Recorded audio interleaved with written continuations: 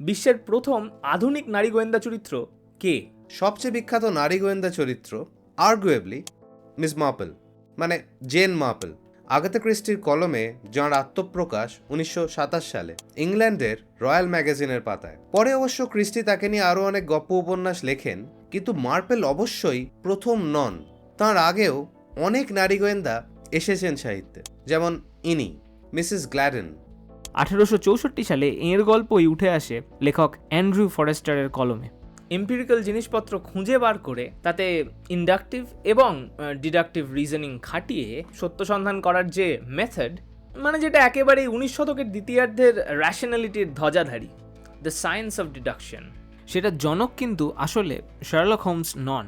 এই মেথড তাঁরও ঢের আগে ব্যবহার করেছিলেন এক নারী গোয়েন্দা চরিত্র, অর্থাৎ এই মিসেস গ্ল্যাডেন। বেশিরভাগ জায়গাতেই তার নাম হিসেবে জি অক্ষরটি ব্যবহার করা হয়েছে।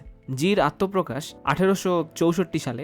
ওই একই বছর W.S. হেওয়ার্ড লিখলেন রেভেলেশনস অফ আ লেডি ডিটেকটিভ, মুখ্য চরিত্র মিসেস প্যাসকাল, যার মেথডগুলো বেশ শার্লকীয়, নাকি বলা উচিত শার্লকই আসলে প্যাসকালীয়। এই গল্পগুলো শার্লকের প্রথম প্রকাশের 23 বছর আগের। তবে এই জি চরিত্রটি কিংবা প্যাসকাল দুজনের কেউই প্রথম নারী গোয়েন্দা নন। 1862-63 নাগাদ রুথ দ্য বিট্রেয়ার বলে আর একটা চরিত্র খুঁজে পাচ্ছি, এডওয়ার্ড এলিসের লেখা, প্রোটোপাল ফিকশন বলতে পারেন, পেনি ড্রেডফুল চরিত্র। 164 বছর আগের লেখা, মানে যথেষ্ট পুরনো, কিন্তু সারপ্রাইজিংলি ইনিও টেকনিক্যালি প্রথম নন।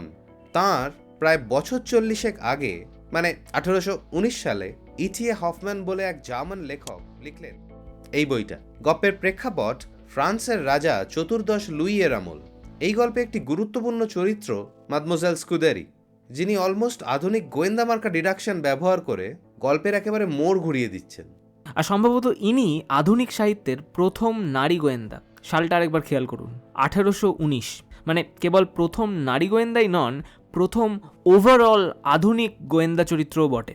কারণ এডগার অ্যালান পোর ডুপন প্রকাশ পায় এই গল্পটার প্রায় 2 দশক পর।